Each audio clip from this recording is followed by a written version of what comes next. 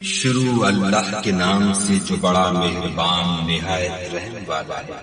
الف لام میم۔ اس میں کچھ شک نہیں کہ اس کتاب کا نازل کیا جانا تمام جہان کے پروردگار کی طرف سے ہے۔ کیا یہ لوگ یہ کہتے ہیں کہ پیغمبر نے اس کو از خود بنا لیا ہے؟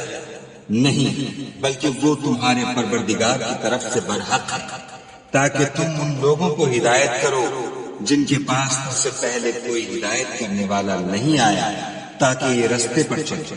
خدا ہی تو ہے جس نے آسمانوں اور زمین کو اور جو چیزیں ان دونوں میں ہیں سب کو 6 دن میں پیدا کیا، پھر عرش پر قائم ہوا۔ اس کے سوا تمہارا نہ کوئی دوست ہے اور نہ سفارش کرنے والا۔ کیا تم نصیحت نہیں پکڑتے؟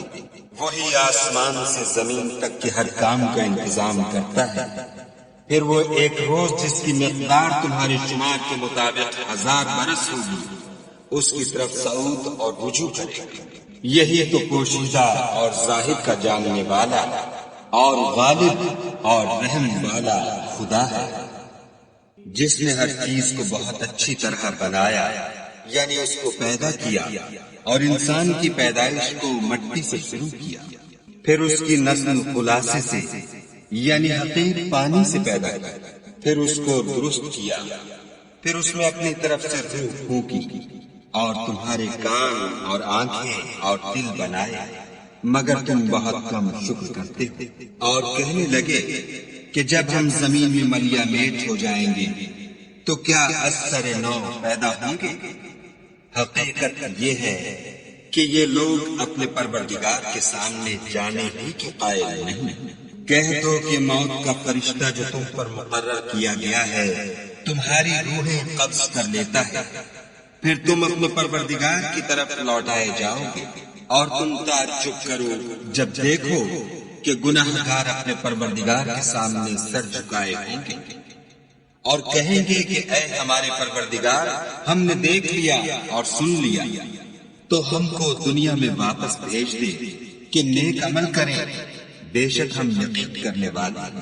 اور اگر ہم چاہتے تو ہر شخص کو ہدایت دے دیتے، لیکن میری طرف سے یہ بات قرار پا چکی ہے کہ میں دوزخ کو جنوں اور انسانوں سب سے بھر دوں گا۔ سو اب آگ کے مزے چکھو، اس لیے کہ تم نے اس دن کے آنے کو بلا رکھا تھا۔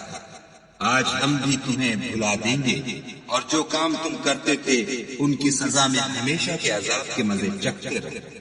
ہماری آیتوں پر تو وہی لوگ ایمان لاتے ہیں کہ جب ان کو ان سے نصیحت کی جاتی ہے تو سجدے میں گر پڑتے اور اپنے پروردگار کی تعریف کے ساتھ تسبیح کرتے ہیں اور غرور نہیں کرتے۔ ان کے پہلو بچھونوں سے الگ رہتے ہیں، اور وہ اپنے پروردگار کو خوف اور امید سے پکارتے، اور جو مال ہم نے ان کو دیا ہے اس میں سے خرچ کرتے ہیں۔ کوئی متنفس نہیں جانتا کہ ان کے لیے کیسی آنکھوں کی ٹھنڈک چھپا کر رکھی گئی ہے۔ یہ ان اعمال کا صلہ ہے جو وہ کرتے تھے۔ بھلا جو مومن ہو وہ اس شخص کی طرح ہو سکتا ہے جو نافرمان ہو؟ دونوں برابر نہیں ہو سکتے۔ جو لوگ ایمان لائے اور نیک عمل کرتے رہے ان کے رہنے کے لیے باغ ہیں، یہ مہمانی ان کاموں کی جزا ہے جو وہ کرتے تھے، اور جنہوں نے نافرمانی کی ان کے رہنے کے لیے دوزخ ہے۔ جب چاہیں گے کہ اس میں سے نکل جائیں تو اس میں لوٹا دیے جائیں گے، اور ان سے کہا جائے گا کہ جس دوزخ کے عذاب کو تم جھوٹ سمجھتے تھے اس کے مزے چکھو، اور ہم ان کو قیامت کے بڑے عذاب کے سوا عذاب دنیا کا بھی مزہ چکھائیں گے، شاید ہماری طرف لوٹ آئے۔ اور اس شخص سے بڑھ کر ظالم کون جس کو اس کے پروردگار کی آیتوں سے نصیحت کی جائے تو وہ ان سے منہ پھیر دے۔ ہم گناہ گاروں سے ضرور بدلہ لینے والے ہیں، اور ہم نے موسیٰ کو کتاب دی تو تم ان کے ملنے سے شک میں نہ ہونا، اور ہم نے اس کتاب کو یا موسیٰ کو بنی اسرائیل کے لیے ذریعہ ہدایت بنایا، اور ان میں سے ہم نے پیشوا بنائے تھے جو ہمارے حکم سے ہدایت کیا کرتے تھے جب وہ صبر کرتے تھے اور وہ ہماری آیتوں پر یقین رکھتے تھے۔ بلا شبہ تمہارا پروردگار ان میں جن باتوں میں وہ اختلاف کرتے تھے قیامت کے روز فیصلہ کر دے گا۔ کیا ان کو اس امر سے ہدایت نہ ہوئی کہ ہم نے ان سے پہلے بہت سی امتوں کو جن کے مقامات سکونت میں یہ چلتے پھرتے ہیں ہلاک کر دیا؟ بے شک اس میں نشانیاں ہیں تو یہ سنتے کیوں نہیں؟ کیا انہوں نے نہیں دیکھا کہ ہم بنجر زمین کی طرف پانی رواں کرتے ہیں، پھر اس سے کھیتی پیدا کرتے ہیں جس میں سے ان کے چوپائے بھی کھاتے ہیں اور وہ بھی کھاتے ہیں، تو یہ دیکھتے کیوں نہیں؟ اور کہتے ہیں اگر تم سچے ہو تو یہ فیصلہ کب ہوگا؟